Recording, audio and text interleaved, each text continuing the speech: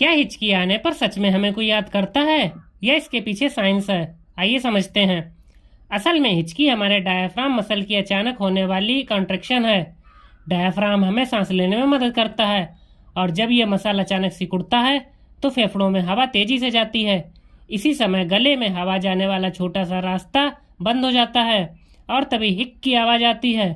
हिचकी के कॉमन कारण हैं जल्दी जल्दी खाना, मसालेदार खाना, कार्बोनेटेड ड्रिंक्स या स्ट्रेस। तो हिचकी किसी के याद करने का सिग्नल नहीं, बल्कि आपके डायफ्राम की सडन रिएक्शन है। आपको क्या लगता था? कमेंट में बताइए। अगर आप नेक्स्ट वीडियो में हिचकी को तुरंत रोकने के तरीके जानना चाहते हैं तो सब्सक्राइब करें।